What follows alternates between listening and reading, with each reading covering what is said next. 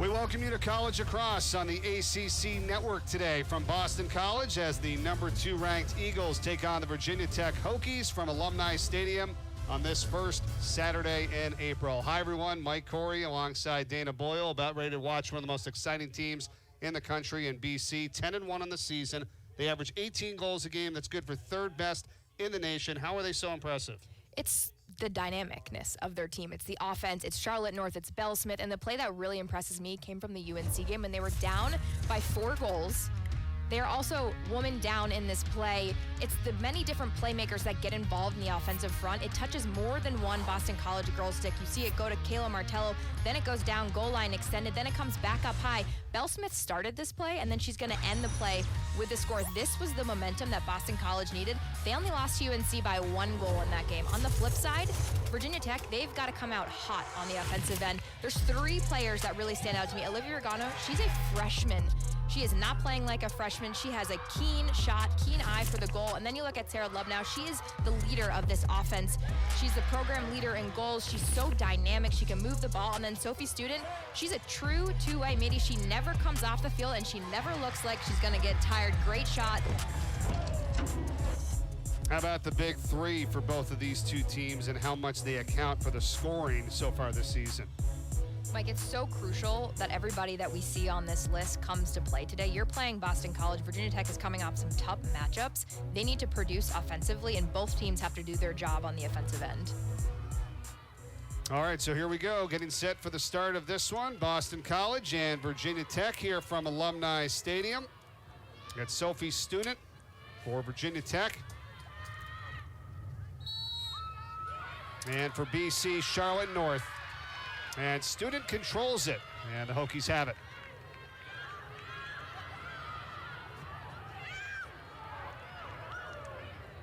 It's pretty much the gauntlet here in the ACC, all right, especially for this Virginia Tech team. Another top opponent here this afternoon. And they know what they're up against. Kristen Skyro, the Virginia Tech head coach, she is very aware of who they play, who they just played. I mean, they played UNC. They're playing Notre Dame. They're playing JMU. There is no easy game, especially when you're in the ACC. Hokies controlling it here with Sophie Student. Swings it far side for Sarah Lubno. Now it's Oregano. Oregano gets to the middle. Fire save made by Rachel Hall, goalkeeper for Boston College. Goalkeeper for Virginia Tech today, Morgan Berman. As we're off and running here, 1 minute gone by so far in the first quarter. Defense for me is going to be the key factor in this game. Yes, multiple people on either end of the team can score, but defensively, teams got to show up.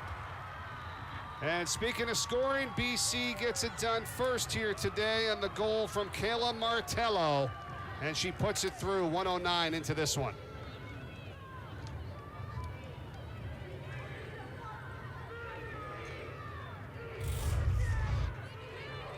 I love this save by Rachel Hall. Oftentimes she is the catalyst for the offensive end for Boston College, and this is great. Bell Smith, she's such a playmaker. She's got such high IQ. When you kick the ball and you move it to different angles, it's easier for you to penetrate the defense. That's a great shot by Kayla Martello. She's just a sophomore, and someone who Coach Acacia Walker-Weinstein has really wanted to come out of her shell, and you're seeing it game by game. She's just chipping away. Key matchup here today. What about the defense from Virginia Tech? Griffin, Tilly, the junior and the senior respectively. They're going to have their hands full here today against North and Medjid. And you got to pick your poison. So you guard North and then you guard Medjid. But what about Bell Smith? What about Mossman down on the crease? You know, there is no easy matchup, but I'm excited to watch Griffin and Tilly go up against some of the best for Boston College. Back to the draw control. Goes against Virginia Tech there. Now BC controls it here with a 1-0 advantage. You had texted me earlier this week on BC's last game against Dartmouth. It was an early, close game. It was a close game. And I know when we spoke to Acacia earlier in the week, I asked her, I'm excited to hear about your thoughts about the Dartmouth game. And she just said, offensively, we've got to move the ball. We've got to do some things better. And that's a free position shot. But a good opportunity. That was a false start by Virginia Tech, and now Charlotte North, who shines on the 8-meter, she's going to get an opportunity to put Boston College up by 2. 50 goals on the season for Charlotte North. Fires away and connects. How do you stop that? You don't. You don't.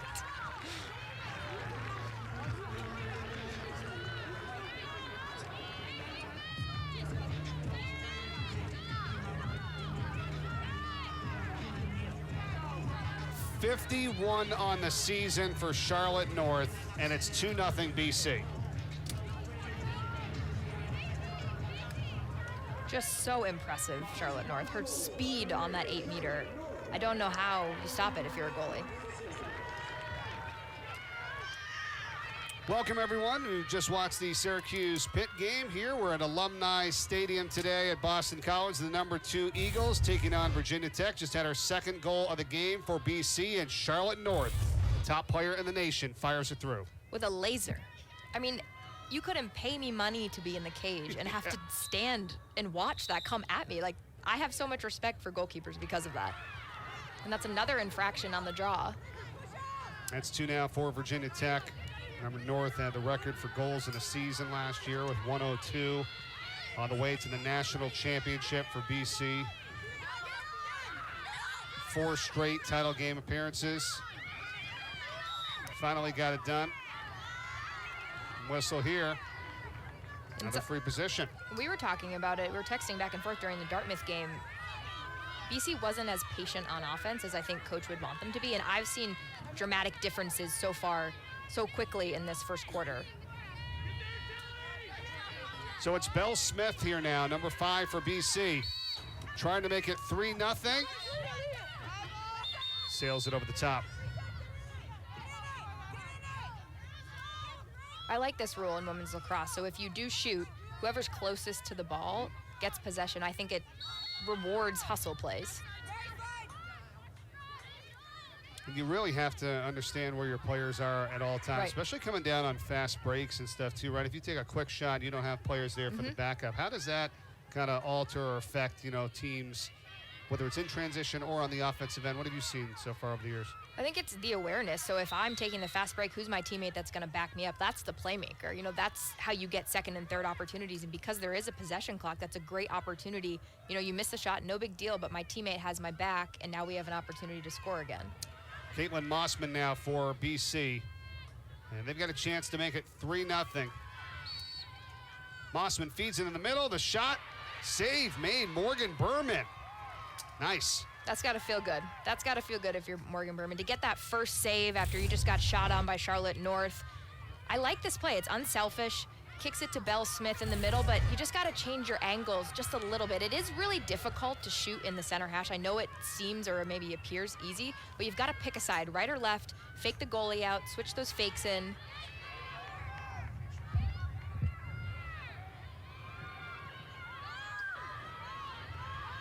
How much some of the set plays in these free positions and how much probably tape that you got to watch and try to garner what teams try to do in that set, especially for BC. I mean, there's so many players. Right, and there's a good amount of strategy that goes into some of the 8 meters, but it is oftentimes just operate on your instinct. What are you going to do? Do you have a better lane to goal, or does your teammate to the right or left of you, do they have the better shot?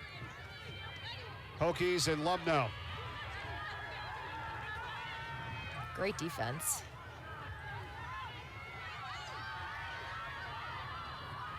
Yeah, it's a real nice job from BC and Sydney Scales.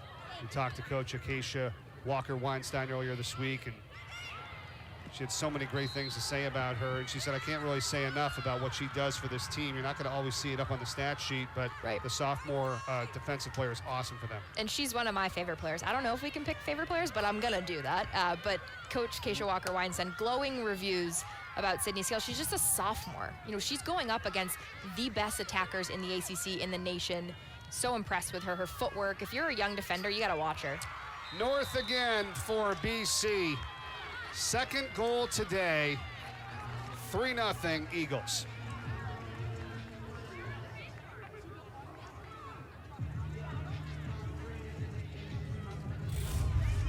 Just the speed that she crashes the 8 meter. She's so obsessed with getting stronger and better, and it's so fun to coach if you're Acacia Walker-Weinstein. She's just got this release that is so hard to track. She puts the stick behind her, so it's really difficult for goalkeepers to track. I'm not saying they're guessing, but if you're Morgan Berman, you just got to assume it may be going to one area or the next and just do your best job to try to stop it. Well, in athleticism and on a one-on-one, I mean, she just beat 3 players there for Virginia Tech. She has a nose for the goal, and it's, her skill level, her physicality is just something like I really haven't seen. So now 318 goals for her career, 23 away from the all-time mark set by Stony Brook's Courtney Murphy, who's got 341. So impressive, you know, and I can even remember back last year after they won the national championship, and then in social media, and she comes out and says, let's run it back, right? I mean, I'm know, sure like everybody Tom else Brady. is like, no, let's not. She's a fun player to watch, and she's putting women's lacrosse on the map. And I think when Boston College wins and Charlotte North has success, we all have success as a sport, and I think that's so important. I mean, little kids are dressing up like Charlotte North for Halloween.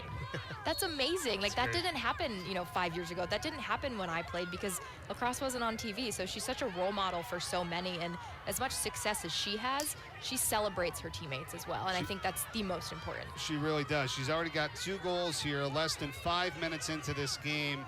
How about the last time they played Virginia Tech? It was at VTech last year. Charlotte North had 10 goals and an assist, and another goal scored here by BC, and she does it again. Already a hat trick with just over 5 minutes gone by in the first.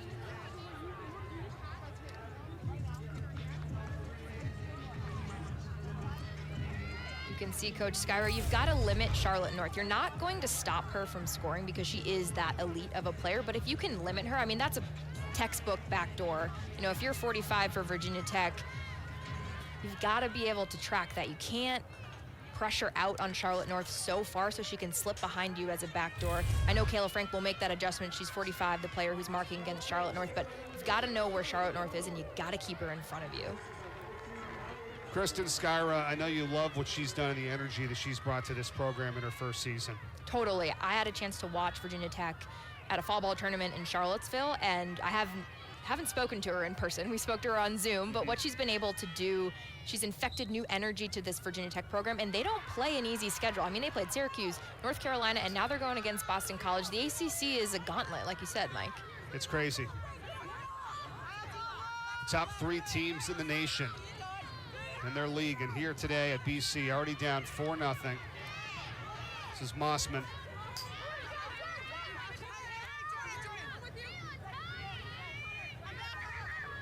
What do you notice in BC offensively and how well they share the ball, kind of like what you talked about in the open?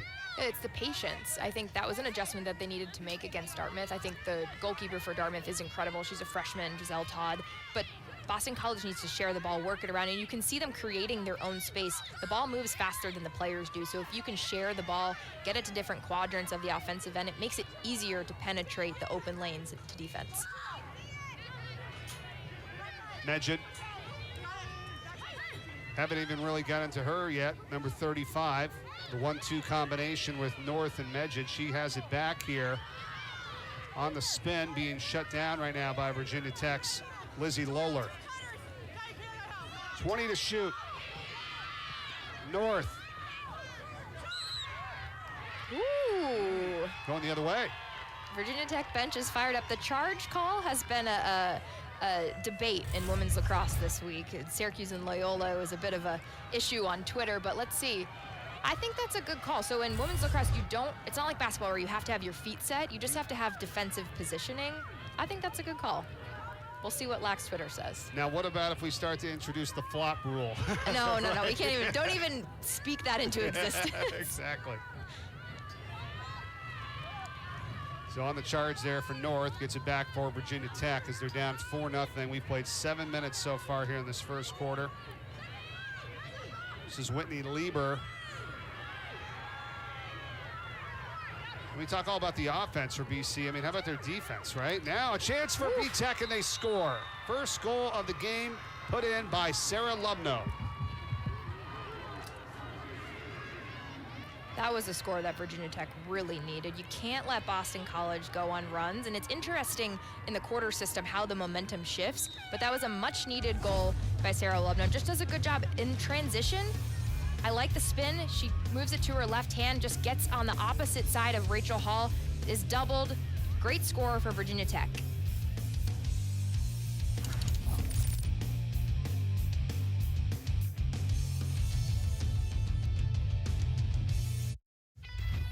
Well, BC scored the first 4 goals of the game today.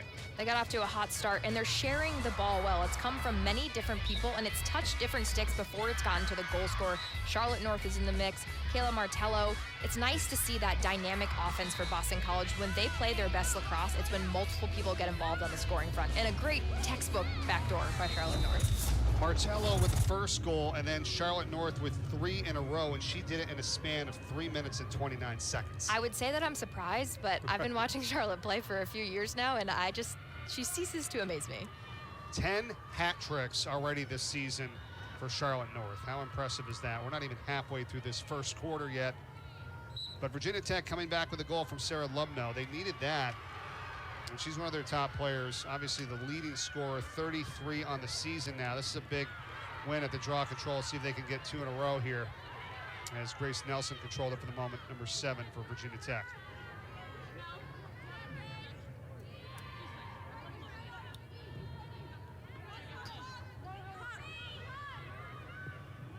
It's hard to break down this Boston College defense, too. Talk about their scoring this season. They've averaged 18 goals a game, but they've kept opponents under 10. It seems like a decent amount, but the last game, a 16-5 win over Dartmouth, a 4-goal game early.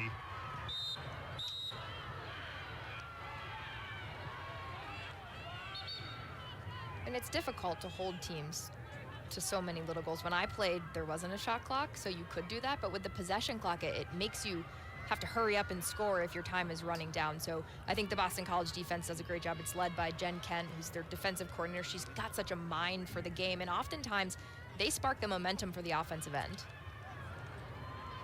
14th season for Kent, who you talked about on the BC staff. It's impressive.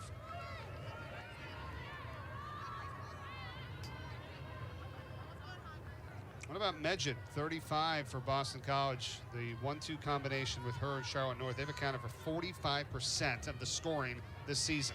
They are so fun to watch, and they feed off each other, and they're very different people and players. Medjid is very quiet and unassuming, but she has a rocket for the shot, and she's got a great mind and IQ for the game. You can't lose her either, so pick your poison on the offensive end for Boston College. They just do such a great job. Good ground ball pickup there as they try to feed it into the middle. Eagles have it, and there's Medjid. Swings it in front. Oh, spinning, shooting, and scoring is Mallory Hasselbeck, the freshman with her 6th of the season.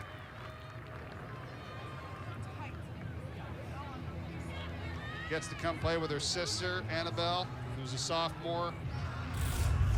She's got to feel good about that in an ACC matchup, but good job by Jen Medjid drawing the double, and then Mallory Hasselbeck just slips through the space. That's where Virginia Tech needs to mark up body on body, but for Hasselbeck to come in, she comes in on that midline. She's got a tall body. She does a good job showing her stick, and then she squares her shoulders, gets it past Berman. It's a great score for the freshman. Well, she had the previous assist on Charlotte North's goal, and now she comes up with one of her own here, and that's just a great combination with those two. I mean, the younger sister of Annabelle Hasselbeck, who was on the team last year. I mean, Mallory, the #1 recruit in the nation, and her dad, of course, Matt Hasselbeck, and Tim is the uncle, Sarah, her mom. Lots of athletic genes. What's that? Lots of athletic genes in the family. Her mom's a Hall of Famer for Boston College for field hockey. I listened to an interview of Mallory before the UNC game, and she turned to her other freshman friends on Boston College, and she's like, this is what we dreamed about. We dreamed about playing in the ACC and teams like this. So just such a great joy for the game, and I thought that was so fun to listen to. You know, when you love playing lacrosse, you play better. BC, another one. And who else? North has 4 today. It is Boston College putting it on here early in this first quarter. 5:12 remaining, and it's 6-1. I like that little hitch, Hezzy, like basketball. Watch this. She just goes so hard to cage, turns her shoulders. I love that. That's a great shot. That's athletic. And vision for the cage. Hezzy, score. Stick side but low on Morgan Berman. That's really difficult to place when you're up in the air. just so impressive. Well, I mean, you've seen it a couple times today. She's always a threat, of course, to shoot and score. But then when she fakes, you know, it just kind of freezes everyone. And, right. I mean, there's really no stopping it. I mean, like you said, 10 goals in the last game against Virginia Tech. She's already got 4 again here today. Still in the first quarter. And she's so creative in the way that she shoots and the way that she finds lanes to cage. I always say this, but like if you're a young player, you've got to watch college lacrosse because every player on this Boston College team and Virginia Tech, they do something different and they do something unique. It's okay to be creative. It's okay to be strong and physical. You've got to find the game that works for you. And then she's tops in draw controls as well, too. So what else is she doing, right? She's all over the stat line. We've got more fantastic women's lacrosse coming your way Thursday night. 7th-ranked Duke travels to Blacksburg, take on Virginia Tech. It's at Thompson Field. And our coverage starts at 7 Eastern right here on the ACC Network and the ESPN app. I'm excited for that game. You Kristen Skyra is going to play against her college coach, Kirsten Kimmel. It's amazing. Love that. That's right. Skyra graduated at Duke in 2007. Former Army head coach for 6 seasons.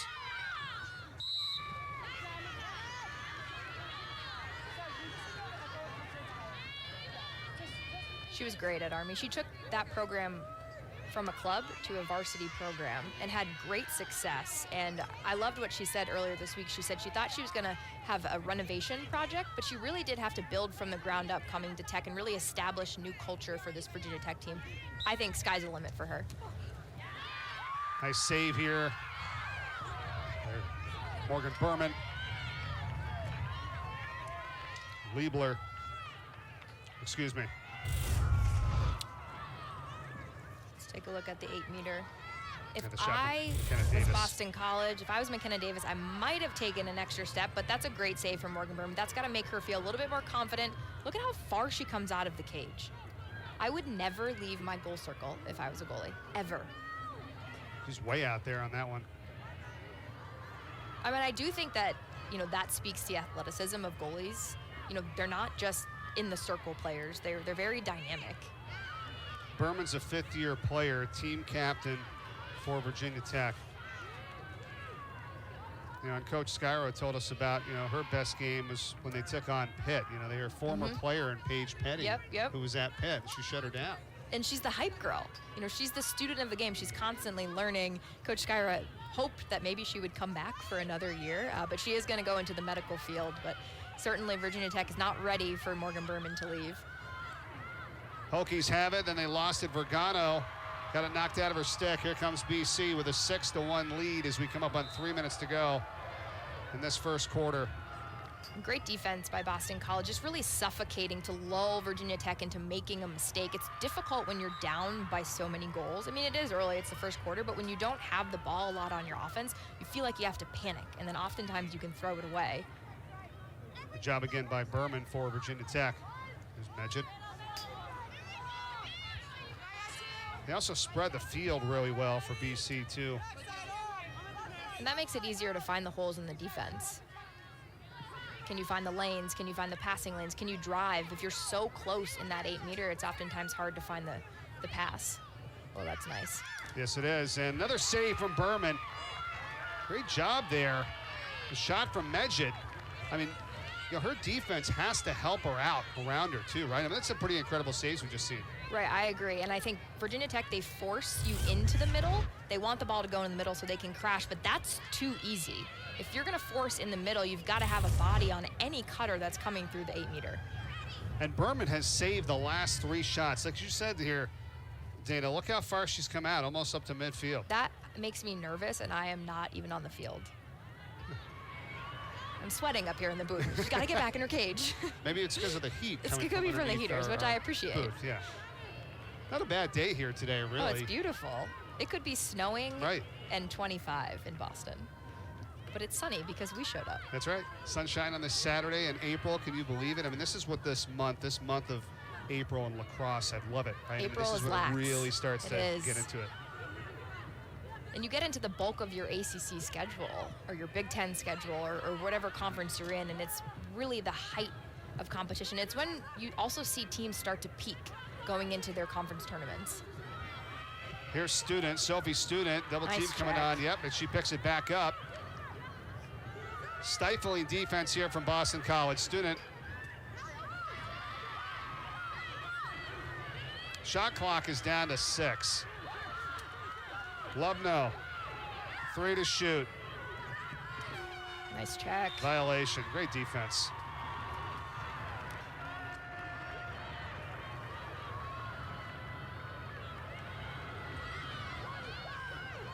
Cassidy Weeks. Excellent passing, score it for Caitlin Mossman. You said it earlier, Dana, on the tic-tac-toe passing, and we just saw it again. That was essentially identical to what we showed in the beginning of the game. It starts in the transition, but I do have to give credit. It starts with the defense. They're suffocating the Virginia Tech offense. I love this play. Cassidy Weeks, she just barrels down the middle, and she makes the defense choose tic-tac-toe. It ends with Mossman. Great, great play. This is an overall team effort. You know, when you score and you're an attacker, I was an attacker, you don't score unless the defense gives you the ball first. And I love this hustle play. Courtney Taylor, excellent job with the back check. You just got to be crisp with your passing, too. I mean, Yeah. they're going to take advantage of that, and they certainly did. That's an excellent transition play. Went from Weeks to Medjid to Mossman. It's awesome. I mean, it's beautiful lacrosse. That's textbook lacrosse. If you are a high school team and you're trying to figure out how you run transition, go back and watch the tape from this game and the UNC game because it's exceptional. 7-1 BC, 28.2 seconds remaining here in the first. 10-1 on the season. The Eagles, their only loss by 1 to number 2 North Carolina at the time, back on March 20th, 16-15. That game was so physical.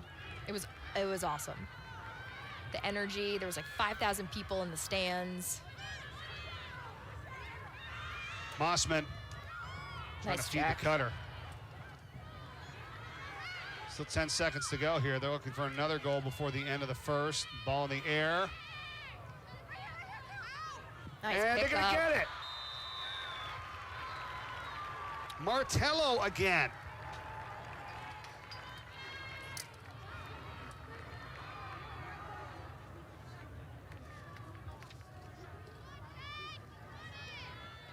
.5 seconds remaining. I'm telling you, it doesn't take long to score in college lacrosse. Kayla Martello, beautiful, beautiful cut inside. She did this a few times during the Dartmouth game. You can't give up. Ball's on the ground. It's really a grub scrum ball. She just is in the right place at the right time, but that takes athleticism to pull it up, pick it, get it in the cage. There's so many Virginia Tech players around. Martello basically started and ended the first quarter. She had the first goal of the game for BC, and then she has this one here with just 1.5 seconds to go, and that's going to be the end pretty much of this first quarter of play. 4 in a row for BC. Sarah Lubno had 1 goal for Virginia Tech, but then the Eagles have come back with 4 straight, and they are on a tear in the first 15 minutes of this game. Charlotte North, we know what she can do. She's done it again here today. 4 goals on the afternoon already in the first quarter. 10 hat tricks on the season. She's got 54. The Eagles have 8, and they lead it by 7. We'll be back with the start of the second quarter after this.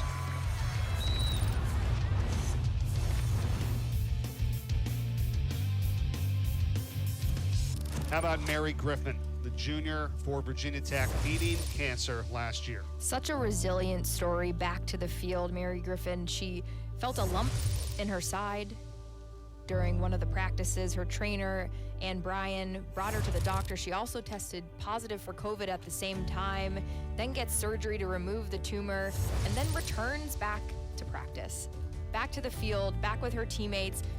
She's so strong physically on the field, but also mentally, for her to come back to the game after going through what many people don't go through. She's a great kid. She's a junior. She's from Maryland. She's majoring in communication. I had a chance to speak with her earlier in the fall, and she wants to get into broadcasting, and I'm so happy. We need more female broadcasters in the booth, so maybe after she's done playing, I can coerce her to come up here with us. That's good stuff. Yeah, there's been so much, right, to get to know these players and their lives and the things that they've had to go through. I mean, we've all talked about it over the last couple of years. It's just more than just lacrosse. Right. It's more than athletics. I mean, that's incredible to not only have to go through that, but especially over the last few years and everything else you're going through with COVID, and she had it as well. So it's just great to see. Well, first game back February 12th. It's Liberty. And I'm so happy that we're able to talk about mental health. When I played it was sort of a stigma surrounding it. And now you're able to have these conversations of, are you okay off the field? What's going on in your life that could potentially affect you as a player, as a teammate, as a friend? I think it's just really important that those conversations are being had. Well, and we talked to both coaches about this on our conference calls, Dana, about, what are you guys doing outside of lacrosse? I mean, there was just so many things, that's what gets the team together, right? I mean, it's not just on the field. You got to go out and you got to do stuff outside of lacrosse. Right. I loved what Boston College is doing. They call it the Sunshine Group, and it's conversations every Friday where they just talk about things unrelated to lacrosse. What's going on in your life? How can we help you kind of work through some of those problems? You can't just keep it all in your mind. You've got to get it out, talk to somebody about it. And I think that's just so important. You got to do the hard work in order for you to perform on the field and be the best version of yourself. Virginia Tech with the possession here, down 8-1. When we went to break, you said you thought it probably would have been a little bit closer here to start this first quarter of action. What happened? Well, here's Virginia Tech on the save. Awesome job there by Rachel Hall for BC. What happened really in that first quarter for the Hokies? To me, it was the defense for Boston College suffocating Virginia Tech. They can't get a shot, and when they get the ball, they get nervous. And I understand, I used to play, and I felt the same way. You're down by a significant amount of goals, and you need to score, and you need to score now. And I think if you just slow down and take your time, that was a great opportunity, great look. Throw in a fake, throw in a hitch, move Rachel Hall off her line, and you'll have better success. Easier said than done. Right, I used to shoot at the goalie a lot in college. So it was right off the kneecap there, it seemed like, too. Kayla Frank on the shot that time for Virginia Tech. Right back here to Charlotte North. He's already got 4 goals today for BC. And a whistle. And the Eagles have had a bunch of these opportunities, and North has already converted once before early in the first quarter, like she needs any more room and space to be able to do what she does. I mean, she's queen in the North, but I would also say that she's probably queen of the 8-meter. I mean, nobody can release like that. I mean, Kayla Trainer, who is now the coach at Syracuse, played at Syracuse, that's not something that you just try in a game. Charlotte North practices that. So if you're a young player, do not try this at home until you practice, because it does take a good amount of speed, precision. I mean, she has Turk in that stick. It's amazing. It's amazing. And it's top cheddar in the corner. And the placement, too. Right. She practices that. She is so focused on getting better. That just doesn't happen overnight. You just don't come up to the 8-meter and rip a shot like that. I had plenty of players that I coached in high school were like, well, Kayla Trainer does it, Charlotte North does it. And I'm like, you don't understand, she practices. Let's go back to that again in a real speed. I mean, you try to stop this. No, I don't even want to. I do want to know how fast she is shooting, and I am tempted to get behind the cage with a radar gun. It's going to happen at some point. I'm going to do it.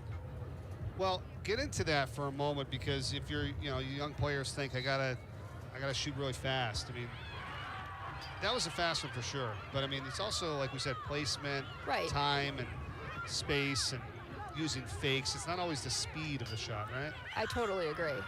There we go again, and this is Medjid who's going to get it this time for Boston College. First of the day. It was only a matter of time. 10-0 Eagles. Just incredible passing by Boston College. I mean, it's nice when you're Jen Medjid and you don't have to score because your teammates around you are picking up that slack. But it was only a matter of time before Jen Medjid got involved. She's so quiet, but she's so precise in her shot. She's a real fun player to watch. Her fundamentals are just so sound. I mean, she's got Mary Griffin flashing for the Virginia Tech defender, and it doesn't phase her, and she's so poised. 41st of the season, and she's been doing this for quite some time, hasn't she? She has, and she's comfortable with the system that Boston College has developed. And look at this. This is what happens. If you're a little girl watching this game, you can be a Jen Medjid. Hard work, determination, that's a great shot. Those are some really cute photos That's really of her. cool. Going back in the day, 2 goals in 14 seconds for Boston College. The outstanding combo of Charlotte North and Jen Medjid back-to-back. BC wins it again. They're on a tear here today. This is up to date right now, 42 in a row for her. Look at that. I want to be Jen Medjid. That's almost 3 years where she hasn't had a goal. I'm telling you, Charlotte North is the real deal, but if you look a little bit deeper in this Boston College team, there are so many gems on the offensive end, on the defensive end. They do so many things well. And Jen Medjid, she just ran all the way to the opposing 30. As an attacker, that to me speaks volumes, more so than how many goals you score if you're willing to redefend to the opposite 30 to help your team. You know, where would she rank if a team had her as their top player? Right. I mean, that's the thing. Any of these players would go and be stars. They are stars on their current team, but they could go anywhere and play and still have the same production. Virginia Tech and Oregano, so they're working behind the net.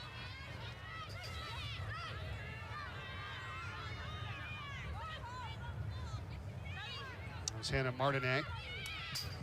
Oh, count it. Hokies putting it through. Sophie Student scores it. That's their second of the day.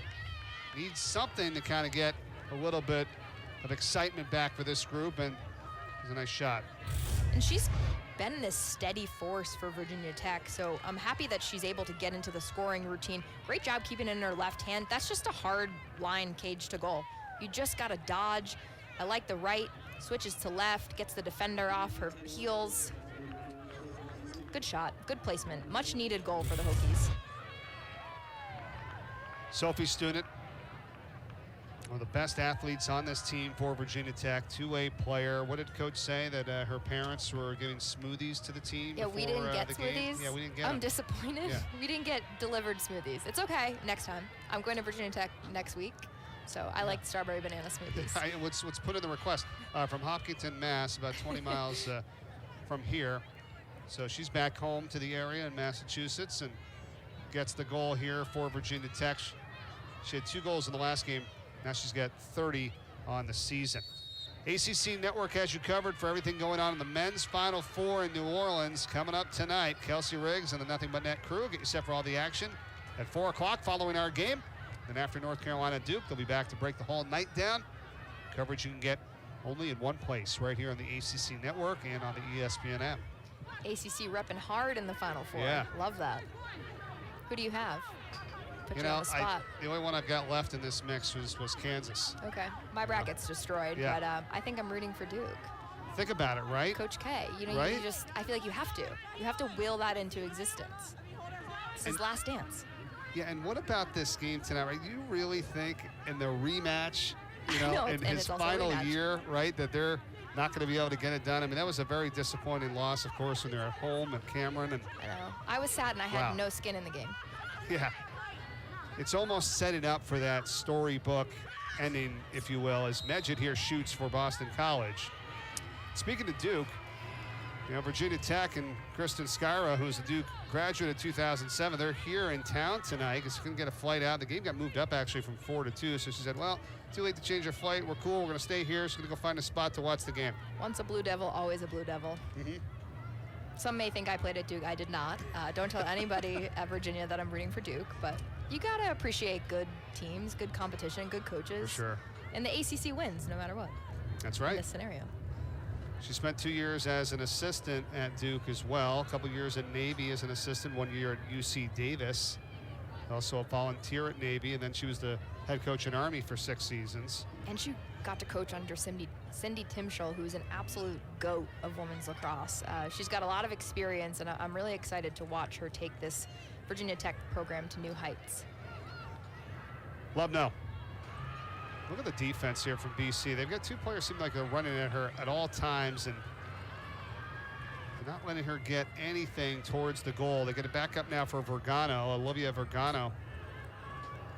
And that was an adjustment when I asked Coach Keisha Walker-Weinstein, what are you doing each game with your defense? Woo! Oh, nice play there again for Student. 2 in a row for Sophie Student. I love when that happens, when I'm talking about the defense and Virginia Tech scores. But much needed. And Student again on the score. I mean, the fundamentals is what I was going to say that Boston College needed to work on defensively, just doing the little things well. And for me, 45 Sydney Scales, if she followed Sophie Student into the 8-meter, instead of going for that check, that last-minute check, it might be a different outcome. But that's a great job by Sophie Student, just pursuing, going down the line, and just making the play when you needed to, despite sticks flying in your face. Much needed. Yeah, she got caught behind her that time. That's a second today for Student, 31 on the season. Keisha Walker-Weinstein for BC. This team's up 10-3 now. I mean, I looked it up from the last 5 years because obviously COVID, so really 4 consecutive trips to the championship game. 76-11 over the last 5 years, counting the few that they played in 2020. But how crazy is that? I would say I'm not surprised because I remember her coaching at UMass when she was the associate head coach. I was getting recruited to play, and she has this energy. She has this ability to just will things into existence. She's so positive, and she's everybody's champion. And I just think she's such a good coach. National championship last year over Syracuse, 16-11. You can just see it right there up on the facade, right on the far side of the field. It says "Dream Big" with BC Women's Lacrosse 2021 national champions. And we're in the football stadium. Right. So when you win national championships, you get to play in the football stadium. I love it. Not that I don't like their other home field, but this is a better scene.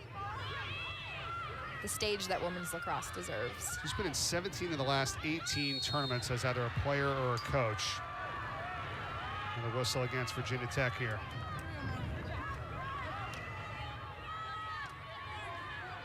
Just so impressive.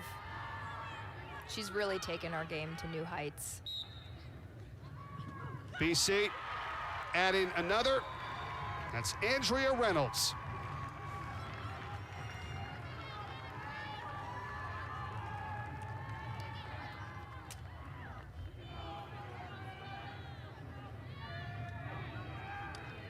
Another sophomore getting in the mix, Andrea Reynolds. This is what happens when you share the ball. Great explosion off that free position.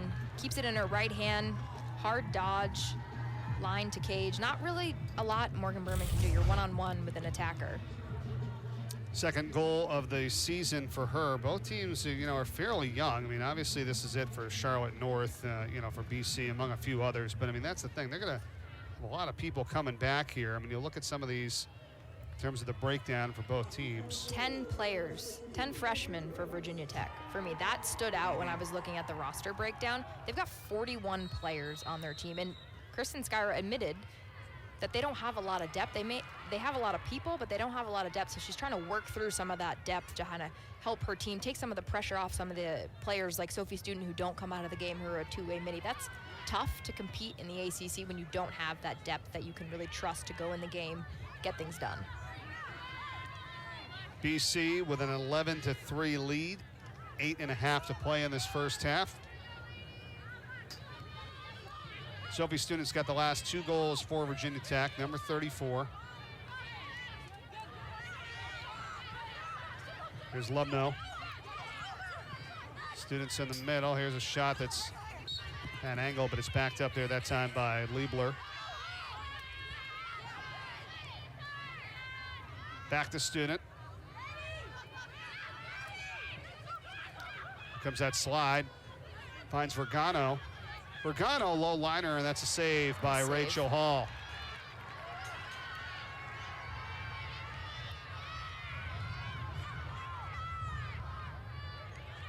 BC on the break. Good job to hold it up there. Oh, looking for the cutter.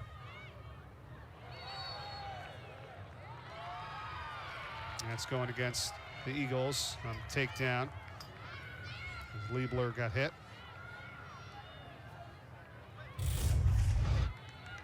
Let's take a look at this save by Rachel Hall. Good job on the 1v1 defense. If you play good 1v1 defense, it makes Rachel Hall able to see and track the ball. So it really starts with the 1v1 defense, similar to what we were talking about with Berman on the other side. Your defense needs to show up for you so you can make the save. You shouldn't have to be determined whether or not the goal goes in. That's got to be the people in front of you, your defenders. What about the body control there on when you're playing D to be able to give your goalie a good look? You don't want to block her out. Right. I think it's basketball. It all goes back to like basketball fundamentals. You've got to square your hips, look at her numbers so she can't fake you out. A lot of girls play basketball and it translates very well to women's lacrosse. Yep.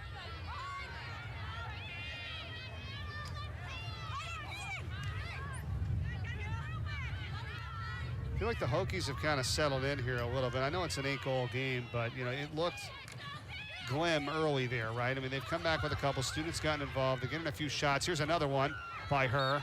But they're getting them back up, like you're saying. So there is this will, this heart, and that's what Coach Skyra was telling us earlier in the week. They have heart, they have motivation, and they're not giving up. If you took the score away at the bottom, you may not know that BC is up by how many that they're up. I think that's a testament to the coaching staff. I think that's a testament to the players. You know, you want to compete, you want to play in the ACC, and they're definitely showing that they belong despite what the score may show.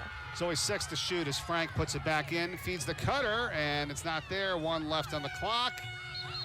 Shot clock violation. That was probably the longest offensive possession that Virginia Tech has had thus far. Well, look for a good shot. They've had a couple of them. They were there for the backups. At least you're keeping BC's offense off the field, too. That's another thing. I mean, you got to work 2 sides of this. That's a positive. Yeah. You know, that is a positive that you can take. Second shot clock violation for Virginia Tech today. Now the Eagles. Bell Smith feeds it in the middle for Schleicher. And the call against the Hokies here with 5 minutes and 19 seconds to play in the first half. Let's take a look at the foul. A big emphasis this year is cross-checking. So if your stick is horizontal, the officials are going to flag that. Save made by Virginia Tech, Morgan Berman. She's got 5 today now. A time from Phoebe Day.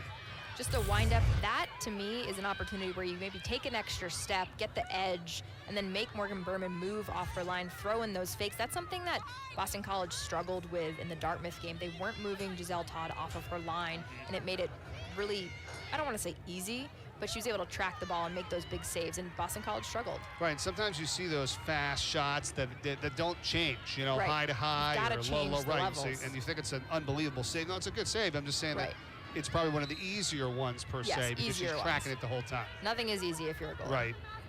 Right, shouldn't say that, but yeah, exactly. 5 saves so far today on the 16 shots for Boston College.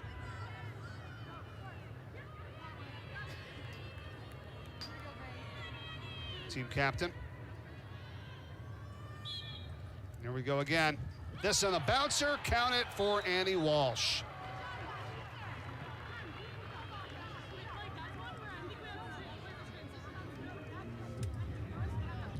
The 8 meters, they're really difficult to stop up for the Eagles. This is a great shot by Walsh. She's in the center, 8 meter. She just goes low. Good score by the Eagles.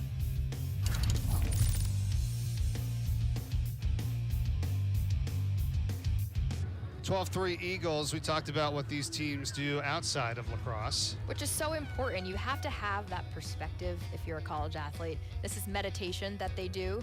It's sporadic when they do it, but it's good for the girls to get out of their head. You've got to have something other than lacrosse that focuses you, that grounds you. And I think it's so important, the mental health aspect. We mentioned it earlier, but to have those conversations, and you know, if you're having a tough day, you got to talk to somebody, whether it's your teammates or your coaches. It's important to have that bonding with your team. And here at Virginia Tech, Halloween party. Halloween's a big thing in college. Kristen is Jason Sudeikis here and Ted Lasso, the coaches of the stars. I mean, that's cool. That's the Halloween stuff. The whole team, and also surprised her too at the baby shower as well. So.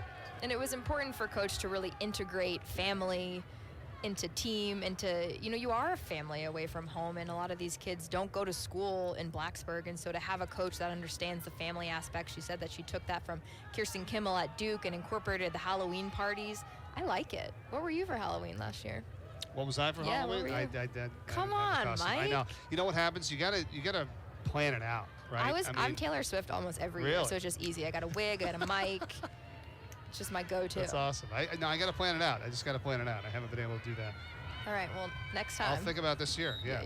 Start thinking about it now. Skyra, who has 2 daughters, Caslin and then Lane with the baby shower there, who's now just 2 months old. So talk about having a lot going on right now this season. But she's so resilient, you know. She's such an awesome coach, awesome mom, and to have her 2 little girls watch and grow up with the Virginia Tech players and have those girls as role models is just so important. Yeah, they are. So cute. Caslin's 4 and Lane is 2 months old. And Caslin woke up after her birthday and asked why the Virginia Tech team didn't sleep over. Oh, look at this, behind the back. Count it for BC, Cassidy Weeks. Oh, did they? She called it off. She called it off. Look at her hustling back. Look at that. Yes. Hustle. Cassidy Weeks, gold star on the day. In the crease. It must have been in the crease. Yeah, it had to have been. What a job, though. And the rebound behind the back. You're right. Called it off. Books it. Yeah, she went right back on the defensive end. I love that. You know, she missed the shot, but I don't even think anyone will remember that because of the hustle that she did to get back. That's how difficult it is to be a midfielder. Stepped in the crease in the rebound. Stepped in the crease. But beautiful shot. It was. Could have been on the Sports Center top 10 for sure, and instead it's taken away. 12-3 BC, though. 3:20 left. That's got to be a call there. Yep. That's a foul. That's going to be a yellow card. Oregano was taken down. All right, so watch her feet here on the rebound. Yep. Oh, yeah. But pretty shot. And this is the physicality that we were talking about earlier. You know, anytime you move that stick to a horizontal way, Hunter Roman's going to sit out. Yellow card. So it's 2 minutes. It is releasable on a score. First one of the day. First one of the day, which that's pretty rare. I've seen a lot of yellow cards happen in the first quarter. I mean, I like the physicality, but I think you have to be controlled. And I don't think that was a terrible yellow card by any means, but you know, the ref's got to call the game close to keep it from getting out of control. Olivia Oregano for VTech. Working back up to the top here, Grace Nelson. All right, what do you think now with the player advantage? I think you move the ball around. Shot clock is the bottom red number. 77 seconds. That's a lot of time. Well, they don't need a lot. They don't need it. And they score it with Hannah Martinet. 13th of the season for her in her first year at Virginia Tech after transferring from Florida. She spent 3 seasons with the Gators. That's a nice score. I mean, this is why I don't coach, because I would have said hold the ball for a little bit longer, but they clearly saw an opportunity, saw a lane. I like that they're moving it, starting it at X behind the cage. Just a good job getting on the doorstep of Rachel Hall. Not much she can do. Not much of an angle either, but she makes a play.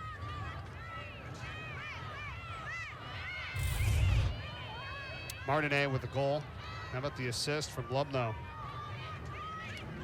She's been outstanding. And the record holder. Totally, and she played a lot of crease last year, so I like the diversity that they have at X. They're moving different players around, and Coach Skyra said, you know, we want Sarah Lubno to play everywhere because she's that good of a player, and we need her at all those different areas.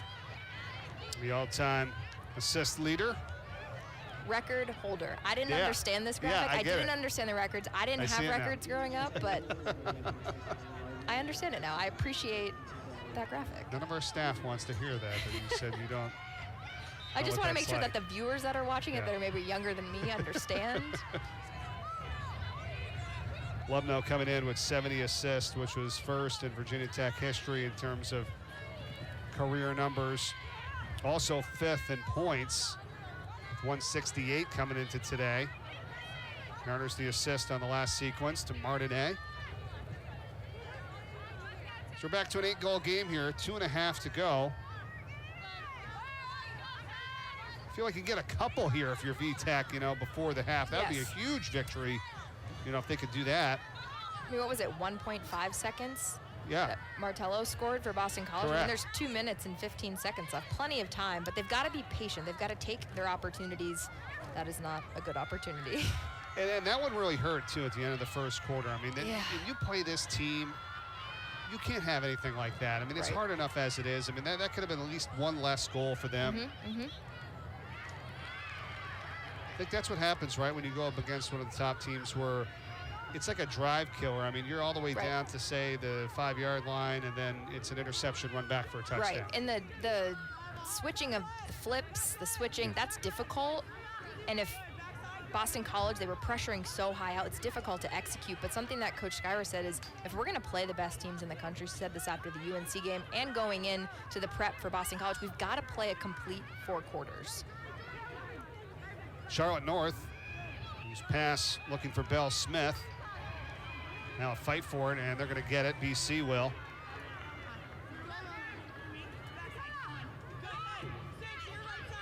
It's Courtney Taylor working hard for 27 now in front here. Another whistle.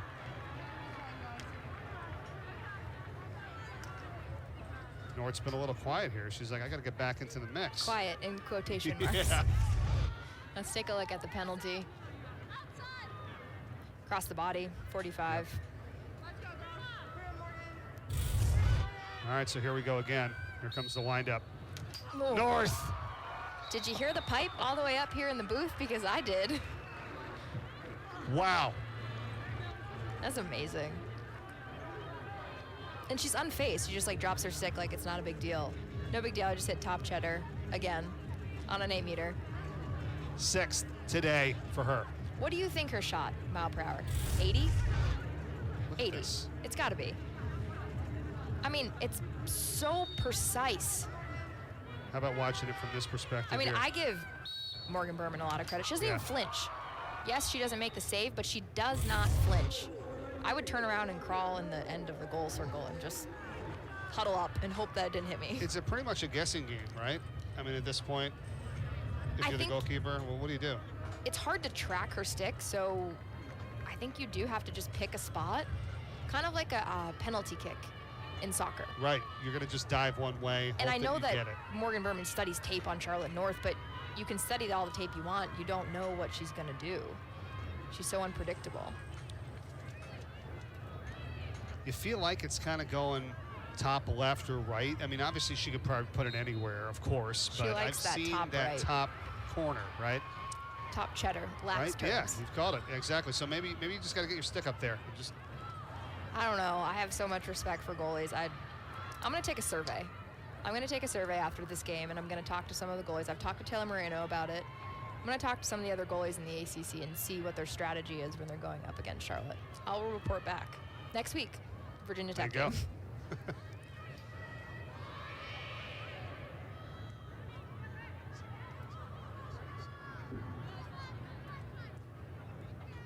So the clock winding down here in this first half, 30 seconds remaining.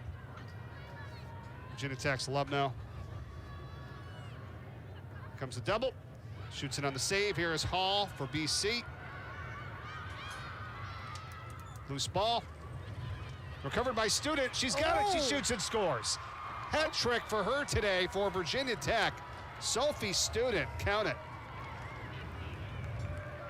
Yes, the deficit is quite large, but that's the momentum goal that you want if you're going into halftime. Great shot by Sophie Student on a grub ball. That's a 50-50 ball. That's anybody's ball, and Virginia Tech wills themselves, picks it up, touches a lot of different Boston College players, and she just picks it up and scores. I don't even think Rachel Hall was really ready for that. It's a really good heads-up IQ play by Sophie Student. So Student scores with 12.3 seconds remaining in the first half. Remember, Martello scored with 1.5 seconds left at the end of the first quarter for BC.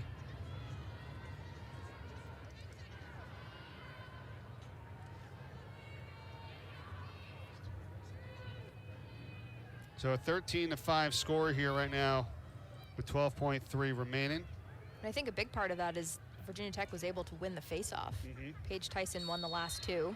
That's huge. If you get the draw, you know, you have an opportunity to score. And does it again up against Charlotte North, but now the ball is loose. Let's see, Student comes up with it. Still 3 seconds left. Need to do something quickly. And that's the end of the half. Well, once again, Charlotte North, pretty much the story here in this game for Boston College. She scored 10 goals the last time she played Virginia Tech, and she's got 6 today.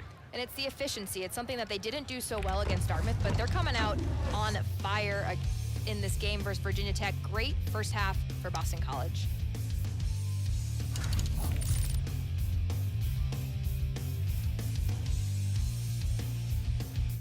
Let's go to the highlights of the first half. Of course, Charlotte North, 6 goals already in the first frame. We got a lot of highlights for Boston College, really doing a good job of sharing the ball. Many different scorers. It starts with Charlotte North, but then Jed Medjid gets involved. Caitlin Mossman, Annie Welsh, Hasselbeck. That's the dynamic offense, and that's the shooting that I know Acacia Walker-Weinstein wanted coming off of that game versus Dartmouth, but this 8-meter is a thing of beauty. Sophie Student, though, turned it on in the second quarter. She's got 3 goals for Virginia Tech. I think she's great all over the field. She's a true two-way midi. She's great on the draw circle, and she's great just going down the alley, getting the scores for Virginia Tech when they needed them, and they're not always going to be perfect and pretty. She gets those grub balls. She makes a play out of something that isn't so nice. And the defense. I love the Boston College defense. They do such a good job of lulling you, double teaming you, suffocating you. Sydney Scales, Courtney Taylor, Melanie Welch, the names go on and on. They're just so tough and physical, and I think that is the backbone of Boston College, is their defense. Anytime you see offense get a score, it's because of the defense, what they're doing. We are into April, and the tournament will be at the end of the month. Then the first round quarterfinal semis at Notre Dame, and then the championship at the highest remaining seed. All the games are right here on the ACC network, so looking forward to the ACC Women's Championship at the end of the month and then into early May. And it's a little bit of a different format, which I like. I've talked to a few coaches, the week in between could be difficult. It's a lot on travel, these are student athletes, so they're still going to school in April. But it'll be interesting to see how that plays out. And look at this, top 10, loaded with ACC schools.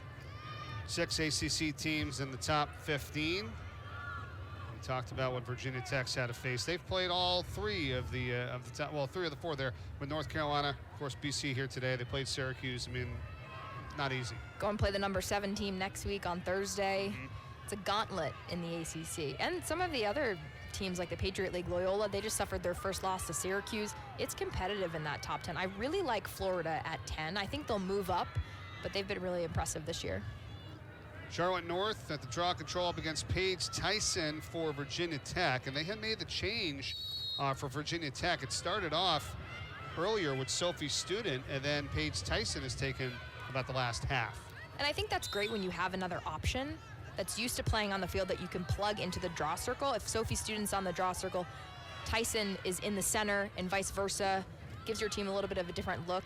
And sometimes if you're a draw girl, sometimes you have a technicality.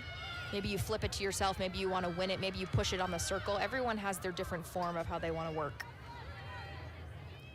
First quarter was controlled by Boston College. They went up to an 8-1 advantage. Much better job for Virginia Tech in the second quarter. It was 5-4 BC to Virginia Tech in terms of scoring in the second. And that's the inconsistency that Coach Schuyler said. We've got to play 4 quarters, but you have to understand they've got a lot of players. They've got 41 players on their team. They've got to work through some of that depth, figure out what the culture is like at Virginia Tech. This is the first year as a head coach. She's got a lot of players, but a lot that she didn't recruit. And so to have them fall into her format, to her coaching philosophy, they'll get there, but there's moments of greatness for this Virginia Tech team that I've seen. Well, and they pretty much ran into a tough spot here today because Boston College was coming off that game against Dartmouth in which they didn't have a great first half, right? They had to turn it on in the second half. They ended up winning by 11. So you kind of felt like they were going to come out and try to set the tone early, which they did. And now it makes it tough for Virginia Tech to try to come back from this deficit. Right, I think you take away that first quarter and this game would be a little bit different for Virginia Tech. Eagles, ball in front, knocked down. Recovered by Martello. She's got a couple goals today. Nice. Now in front, behind the back, score it.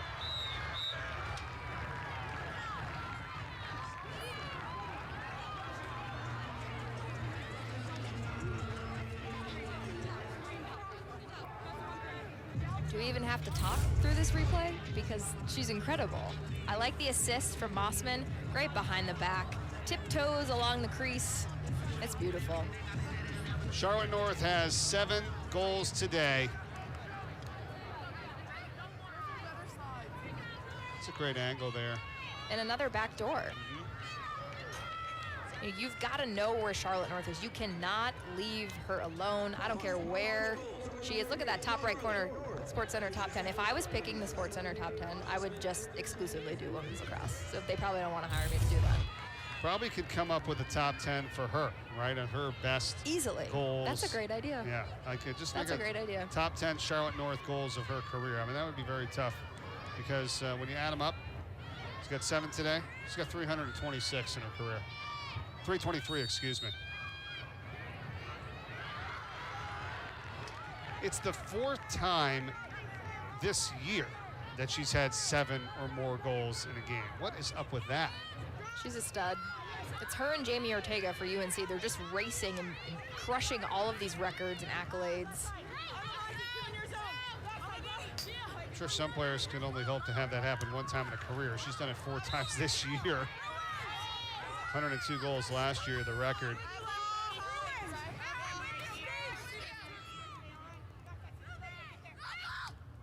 Hasn't had an 8-goal game, though, this year. Stuck on 7, Dan. We're only 3 quarters in. Hold on. I know. 12 and a half still left. It's good passing, too, by BC. Cross field, Medjid has it. McKenna Davis trying to feed the cutter. It's knocked down on its way in.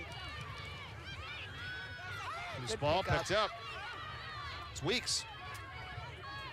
And it's the patience. They're working the ball around. Unfortunate turnover if she can get there. Ooh, close. That's got to be a win for Virginia Tech for defense. Cause Boston College to make an unforced error. Opportunity for Virginia Tech to get the ball back on their end. They really need a score. They've got to possess the ball. They're playing a lot of defense. 7 turnovers for Virginia Tech today, 5 for BC. 4.5 minutes, 3.5 minutes gone by here in this third quarter.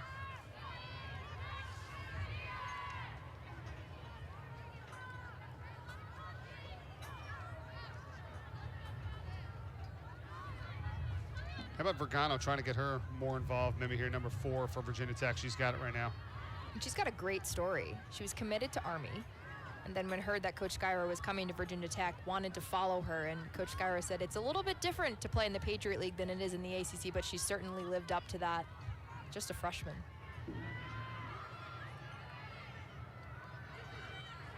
We said it earlier about Charlotte North. The record for goals in a game for her is 10, and she did it against this Virginia Tech team last year. That shot off the post.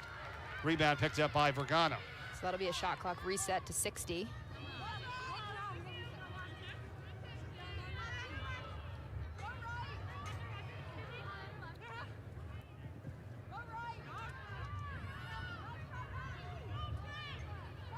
Lubno, student up at the top, 34.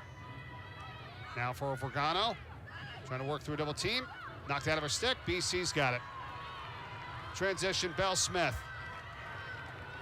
See what happens here. Somebody's got to pick her up. North comes up with it. Look out, Charlotte North. And the save by Berman for Virginia Tech. I was holding my breath, just weaving in and out of players. But great job making something out of nothing, really. Could have been a turnover. She weaves in and out, but good save by Morgan Berman. You know, this is an opportunity. Morgan Berman is doing a good job of giving the ball to her offense. They just need to produce. They've got to take a little bit of that slack off the defense. Give them a chance to rest, regroup. They're doing a good job. You can hear the communication up from the booth. And that was on the doorstep, too. That's her 6th save of the day.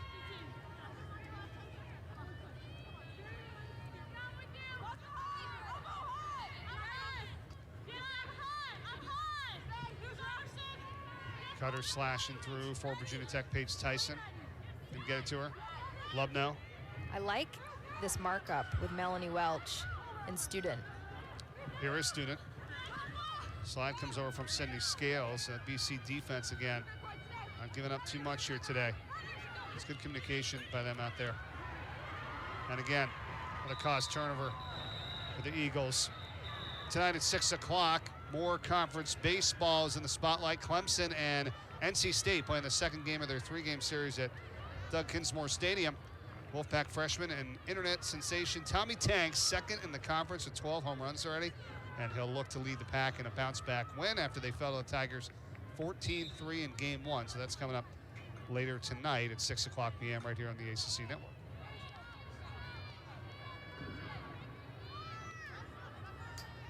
So far, only 1 goal here in this third quarter. Player advantage.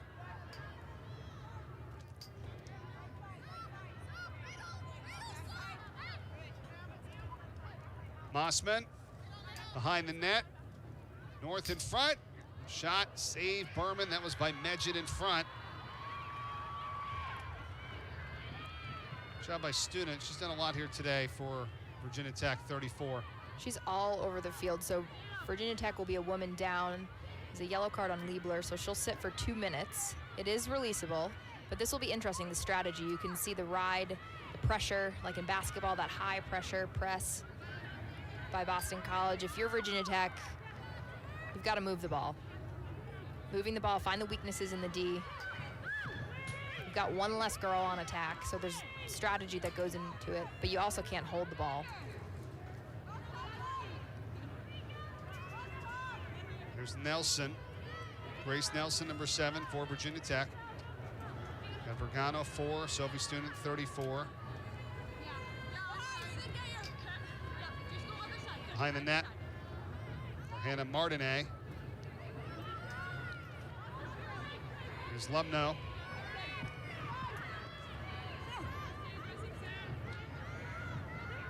And really good one-on-one defense like you were talking about earlier, Dana.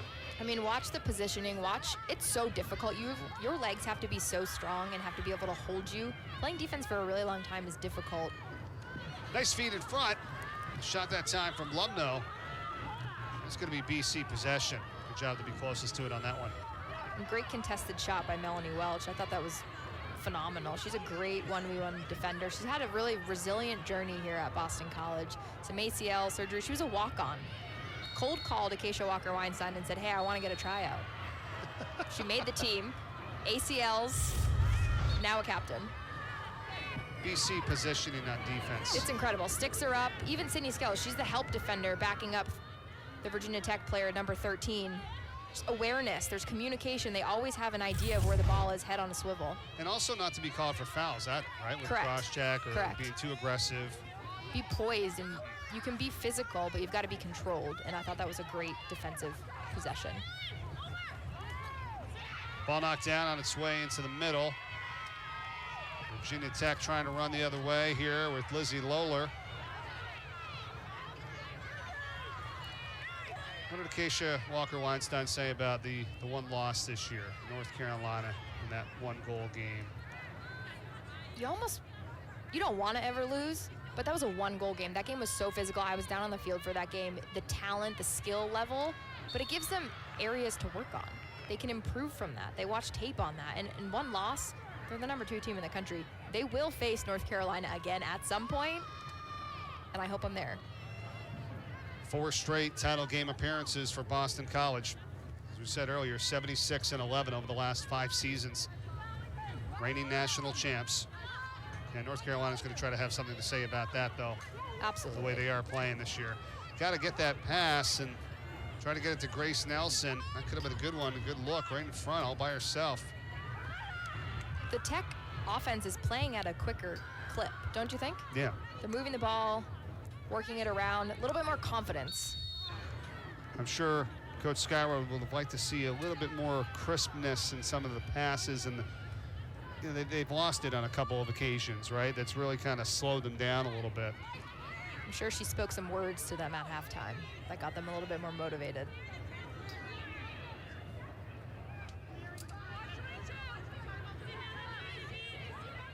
All right, so under 5 minutes to go.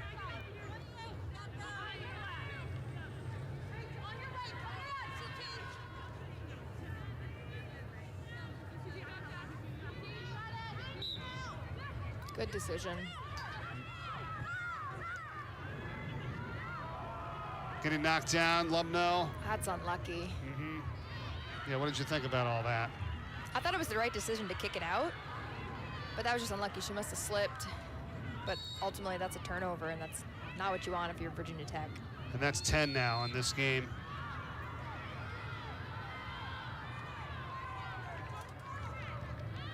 I mean, it's really hard coming in against this team, you know, to have, like, okay, we got to keep all of our turnovers down. Can't let them go on a big run. I mean, obviously, that's what, you know, Coach Skyward had talked about. And they have. That's the problem. They've went on a 6-goal run. They had started the game on a 4-goal run.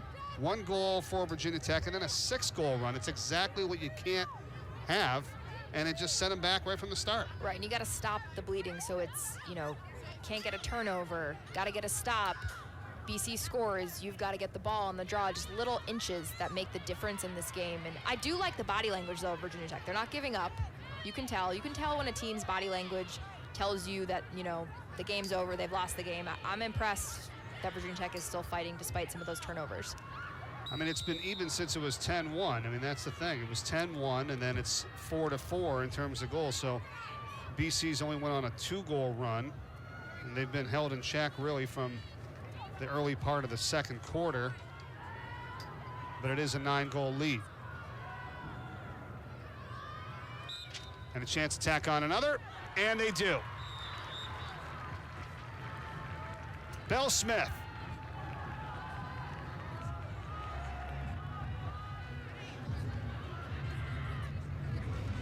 Grade 8 meter by Bell Smith. This is going to put the Eagles up by 10, so it's running clock for Boston College. Offense efficiency is what Acacia Walker-Weinstein wanted, and she's getting it in this game.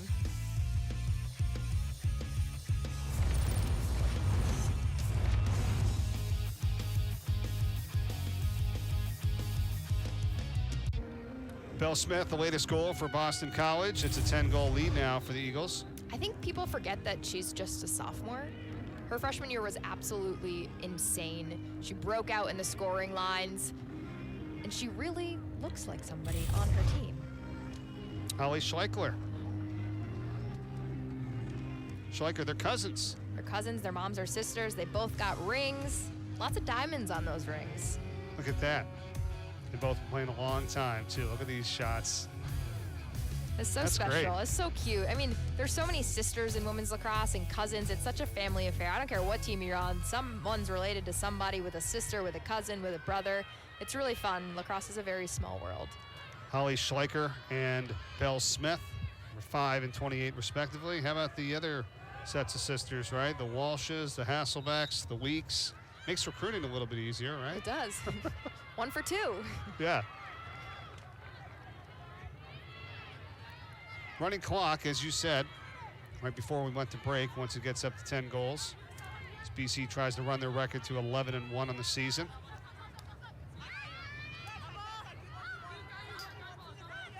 I mean, there was a lot going on for Virginia Tech, right? And then Kristen Skyra takes over, and it's pretty admirable, the job that she's done right now up until this point.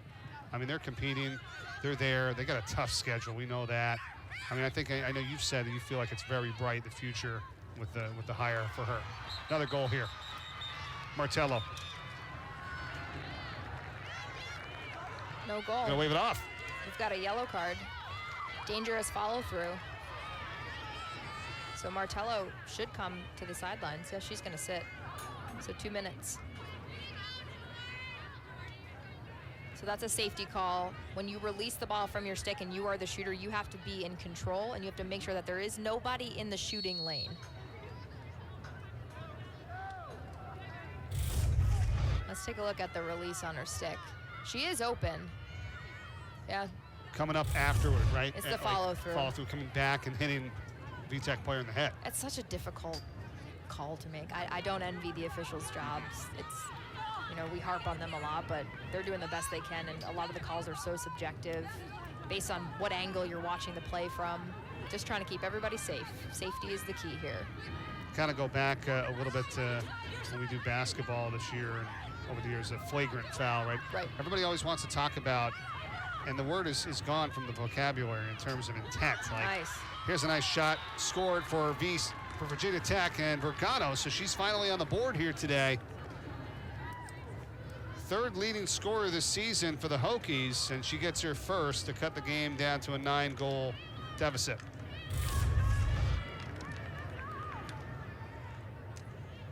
It's a good job by Virginia Tech moving the ball. I say this all the time, but if you're a lefty, you automatically get cool points, and she is a lefty, and Yeah. she's also a freshman. But this is a good job. This score happened because Virginia Tech moved the ball. Their heads are up. They fed it in the middle. That's often where defenses break down. Good job keeping her poise. The lefty rip right behind Hall. Want to just finish the point about with the foul. It's not whether you meant to do it or not. It's the fact that it happened. Right, And right. so it has to be called. I agree. You know. I mean, we're not wearing helmets out here, nor do I think we should.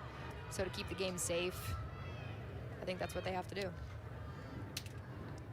9-goal game, 2:05 to go. Back to the draw controls. We'll remind you, women's lacrosse comes your way Thursday night, and we've talked about this game a little bit here. Duke taking on Virginia Tech. Coverage starts at 7 o'clock Eastern here on the ACC Network and the ESPN app. So there you go, another top team that VTech has to face. You've played number 1, number 2, number 3, and now number 7 in Duke. And that's the only way you get better. You're not going to get better playing unranked competition. You have to play the best, and it challenges them, and it exposes your weaknesses. You know, if you want to get better, you've got to understand what your weaknesses are and how you work on them. And I thought the prep that Kristen Skyra said she was doing from UNC really carried over into Boston College, two of the best teams in the country. Well, and right now it's about kind of closing the gap a little bit, right? I mean, here's Student, she scores again. Sophie Student, a huge bright spot for Virginia Tech today. That's her fourth. And like what you said, closing the gap, but also finding the wins where you can. It's no longer a running clock because of that goal. So I think that's a positive that you can take away from that. Again, it's the ball movement here. I like it right to left. She keeps it in her right hand. I don't know if Hall was expecting that. You know, it's kind of an off angle. She didn't really square her hips to the cage, but it doesn't matter because she just went hard to goal. And there's a little bit of a miscommunication with the defense. Holly Schleicher didn't necessarily slide to help with that double, just making a play. Again, I get it. It was 10-1, but since that point, Virginia Tech's outscored BC 6-5. And this is what happened in the UNC game. Yes, they were down by a significant amount of goals, but they came back. If they could take that third quarter away, I think the game would be really different, but the fight was never lost in Virginia Tech. So I think when you look for a positive, that has to be it. They're playing with them here. Right, exactly. I mean, they are competing. You take that score away? Yeah, it's pretty even, Steven, like we said, after that point. I mean, they just got off to such a bad start, giving up the 4 goals in a row and then another 6 in a row, and that's the difference. I mean, there's got to be, you got to go back and watch some of the tape and say, okay, how can we limit that? I mean, I know we got Charlotte North, it's crazy, but that's where it has to be because they have actually outscored them since that point after the slow start. I agree, and they just came down and scored a goal, won that draw control. Now they have possession. So we talked about that at halftime, you and I off air. You know, draw controls can sometimes be misleading, but if you're winning the draw control but you're not getting possession, you can't score. But that's a great opportunity for Virginia Tech. They made that adjustment coming out of halftime, getting the draw, winning possession, going down and score. It gives you that confidence that you need offensively. Lubno, fine student. She's had the game there today for the Hokies, and now here's Liebler. She shoots wide to the right, backed up by Martinet. Clock's at 18 seconds to go. Hannah Martinet. Liebler. 6 to shoot. No call. BC's going to scoop it up, and that's the end of the third. 15-7. Boston College takes the lead into the fourth. It's a special game for them here today at Alumni Stadium. We'll tell you more about that when we return with a fourth after this.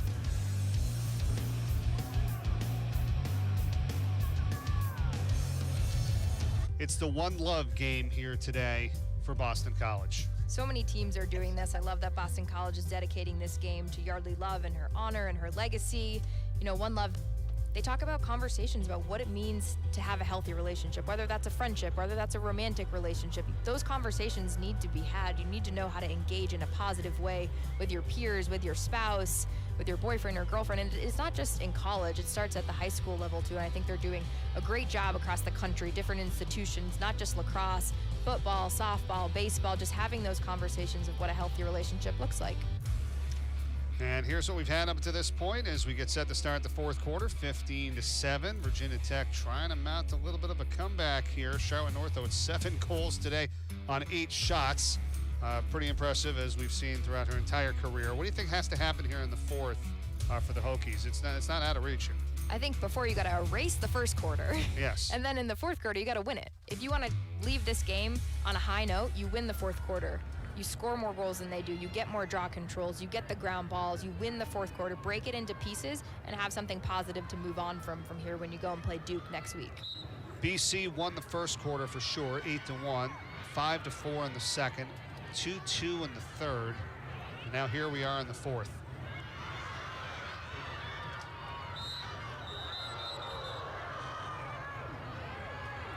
Whistle. Schleicher.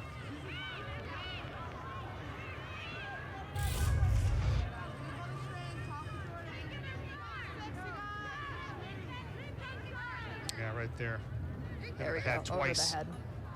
And you hear those quick whistles in the midfield, 3 whistles. That was only 2, but if it was a third, it would be a green card, and that's a delay of game, so that's a 1-minute penalty. Doesn't count towards your team total, but something to definitely watch out for in between those 30s. You got to keep it clean.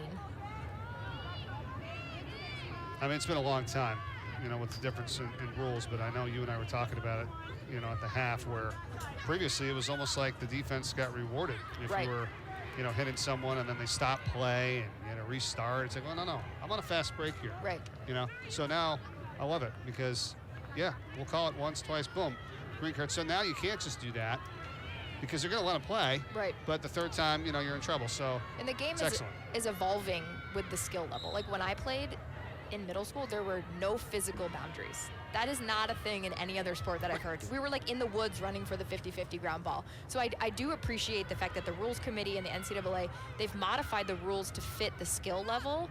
It's not going to be perfect the first time. No way. But we're getting there. You know, after each season, they reevaluate, and it's much faster now. There's free movement. It's come a long way.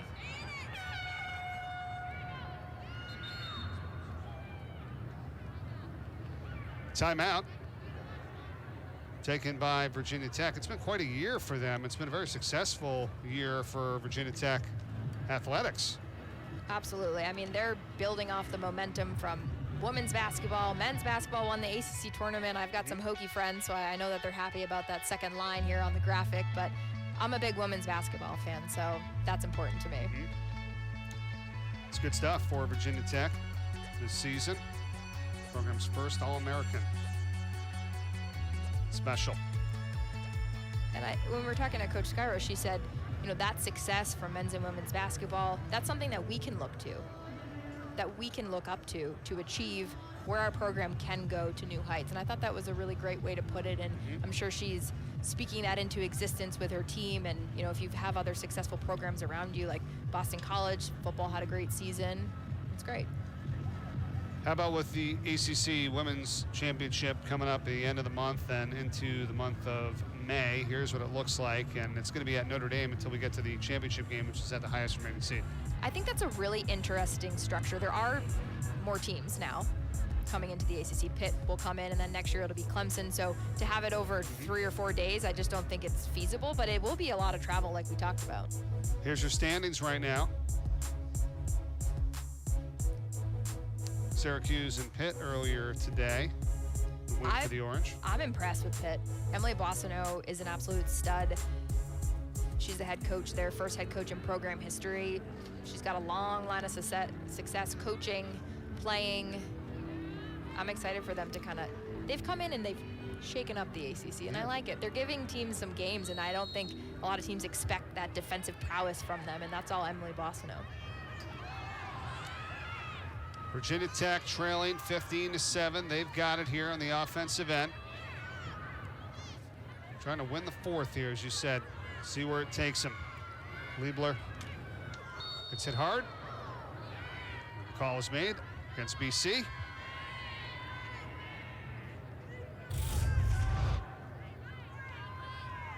Oh, yeah. Okay.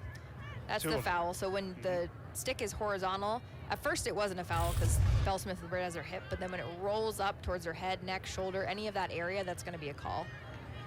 BC spring football is coming up.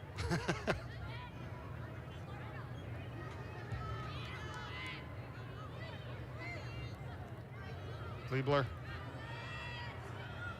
22 for Virginia Tech. And it's about the angle, right? I mean, where she starts. Right. And You got to go out. you've got to go out, but I thought that was a good decision to kick it out. Somebody on her team will have a better angle than that. And she just fell down and, you know, got crushed by 2 sticks.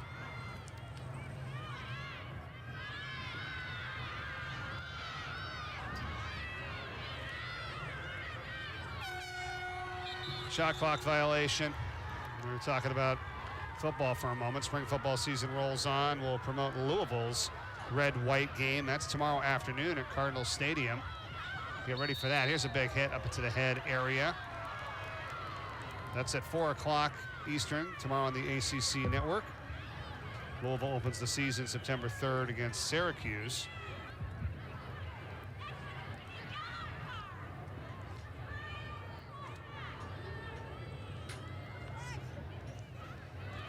BC spring football game is next Saturday at 11 a.m. At Alumni Stadium.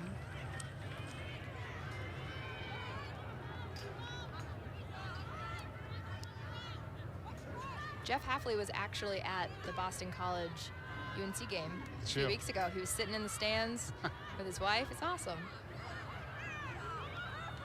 In front, shot, score, Virginia Tech, Olivia Oregano. That's 2 today for her. 7-goal game.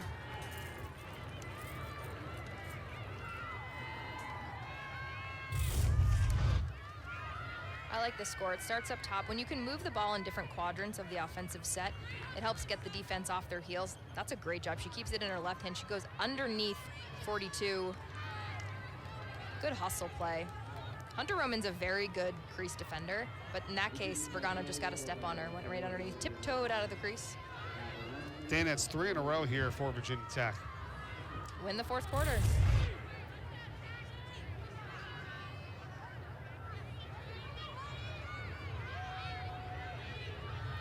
Seven games since the start of the 2nd quarter. Still a lot of time here. 11:48 to play. Student leads the way, 4 goals today for the Hokies. North has it for BC. And they drive right in, and shooting and scoring is Mossman.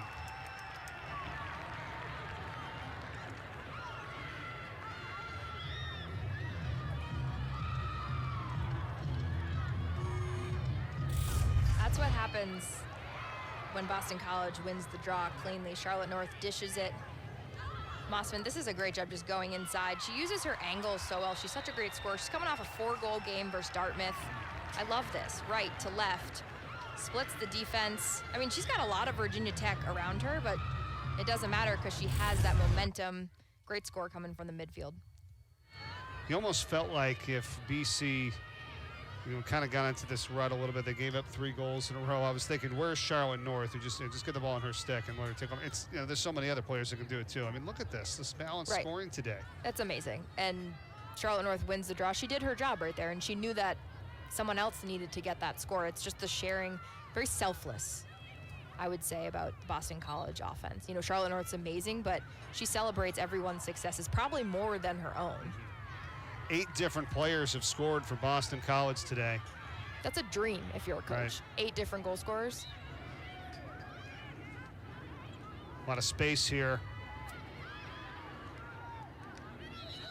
Medjid tries to go in front. I like the thread the needle. That was moving at a quick pace. Try to get it to Bell Smith. Whistle on Virginia Tech. Medjid. 8-meter. So this will be interesting. She's got defenders on her right and left. She's quick. She's got a quick first step, so she absolutely could go in. She's going to. And she shoots, and she scores. Jen Medjid.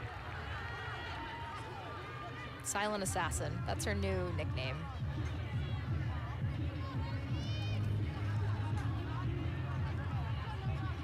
We got a little smile out of her. There. She's such a great player. So consistent. Like I said earlier, such a quick first step. Evades number 17 for Virginia Tech defense. Morgan Berman, she's got to do a split. Places it excellent. How about this? 7 for 11 today on the free positions for BC. Yeah, not bad.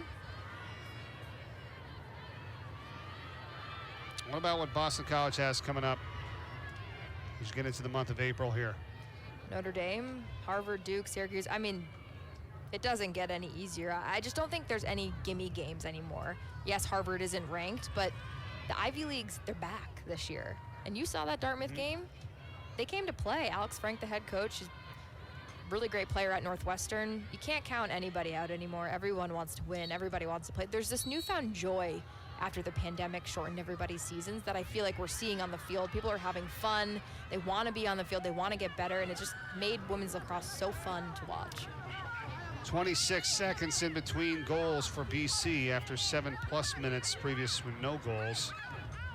They get it right back. So that's the thing. You work so hard if you're the opponent, and today in Virginia Tech where they got 3 goals in a row, then you just give it right back in 20 seconds. You've got to find that counter punch, but it's hard when Boston College is winning the draw. They're getting those 50-50 possessions, but Virginia Tech for the first part of that fourth quarter did pretty well.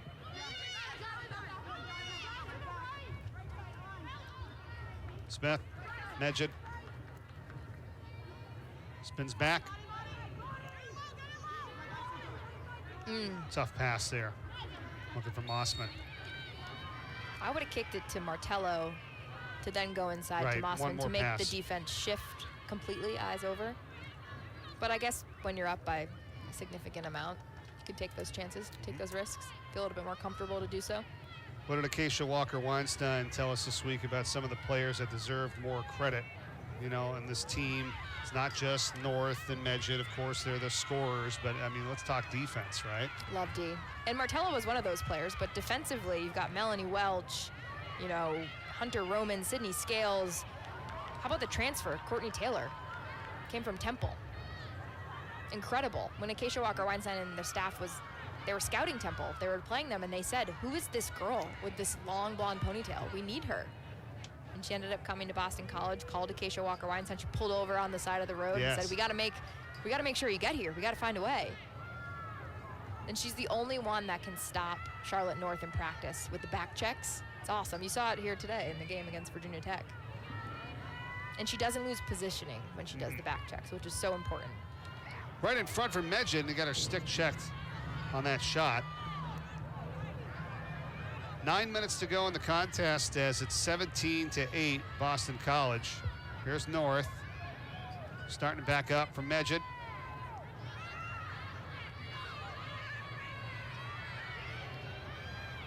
Cross in front, looking that time for Cassidy Weeks. I mean, high praise for number 12 for Boston College and Cassidy Weeks. Coach just told us, I mean, she said, so underrated and one of the best players I've ever coached. How about that? Right, and she had breakfast with her over spring break and said, you're finally coming into your own. This is the player that I believed you could be. And that's just speaks to Acacia Walker-Weinstein and what kind of coach she is. She has this belief in her players, and it's so funny when we talked to her on the coaches call, she says, I'm obsessed with all of my players. I love them. And to have that passion for each individual and find their strengths and be able to bring it out, I mean, that's why she's had the success she has at Boston College. Talking about number 12, Cassidy Weeks for BC. How about her twin sister, Courtney Weeks? So unfortunate, another ACL injury. It's so apparent in women's lacrosse, and I don't know why. I'm not a doctor, obviously, but I've seen people rehab and come back stronger after an ACL. I mean, Melanie Welch, perfect example. Walk on 2 ACLs, now she's a captain, absolute beast on defense. I mean, both Weeks, you know, twins have overcome ACLs, and then Courtney got it again. So out for the season. Pass in front, getting hit that time was Belle Smith. Morgan Berman right on the doorstep. She said, Berman today, 7 saves, 4 for BC's Rachel Hall.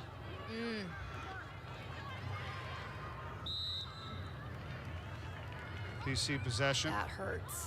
That hurts. That's tough.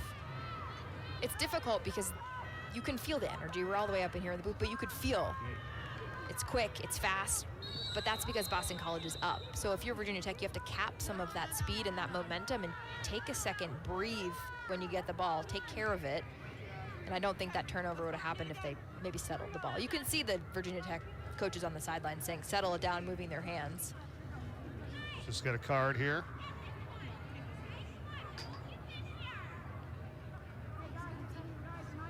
It's on Lubno, number 13 for Virginia Tech.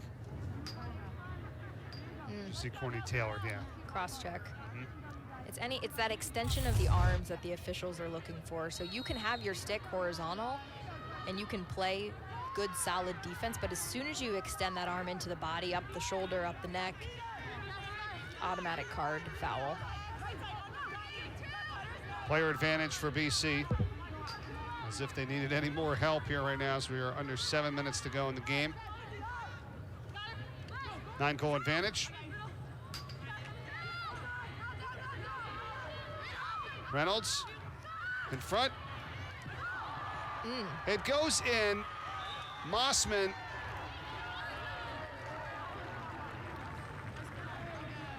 That's got to take the wind out of your sail a little bit if you're Virginia Tech. Certainly not what they wanted to, but Boston College, good job making the most out of a scrum play. Good job on the crease. BC up.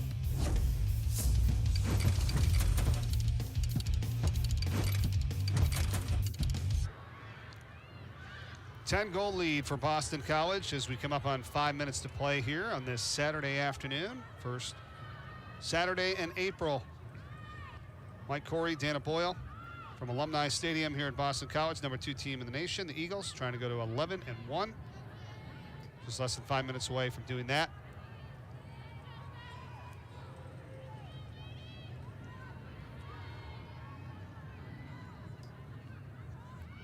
Fourth quarter, 3-1 in favor of BC in the scoring.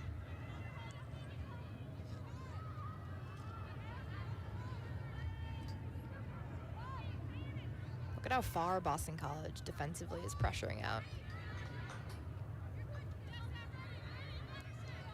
Still going hard here. As we approach 4 minutes left.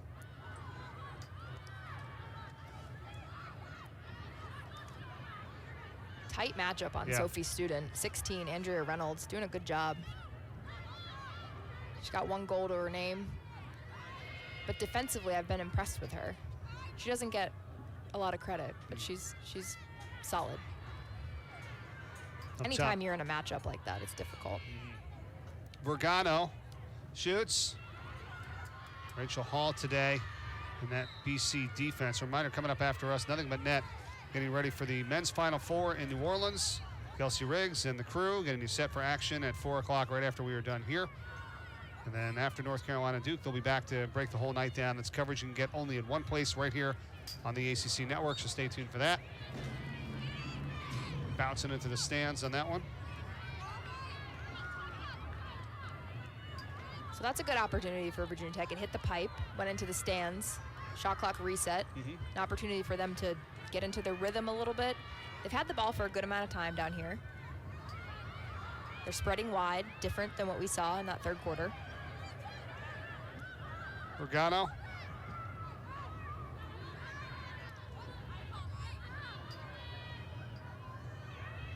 Martinet.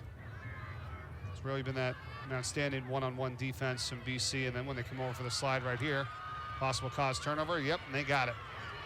But a good job by Oregano, the freshman. She split that double. She just couldn't keep the ball from falling out of her stick. Little bobble.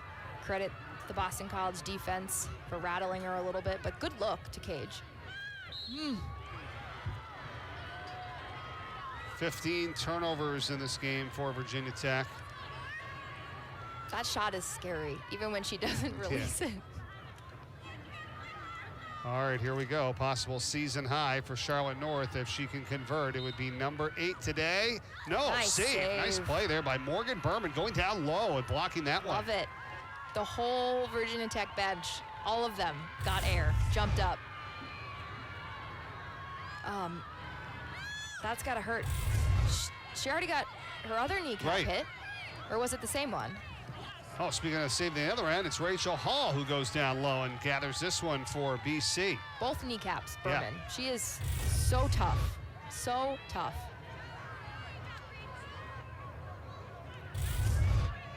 I have so much respect for goalkeepers.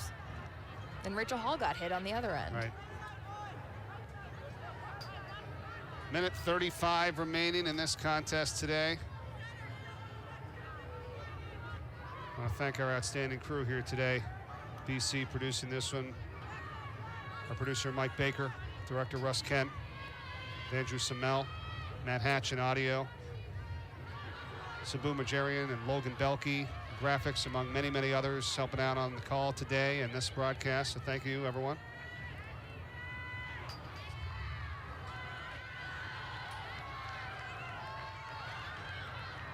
BC gonna run their record to 11-1.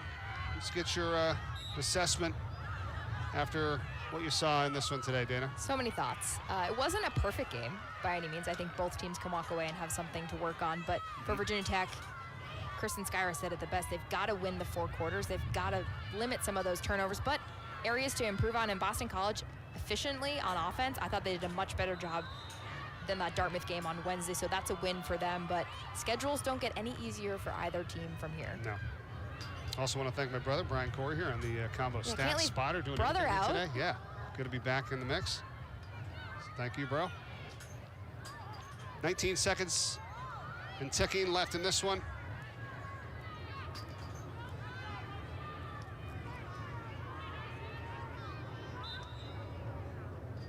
Cutting in, Medjed. Save, ball into the air. And Virginia Tech comes down with it. Jordan Tilley. And that's it.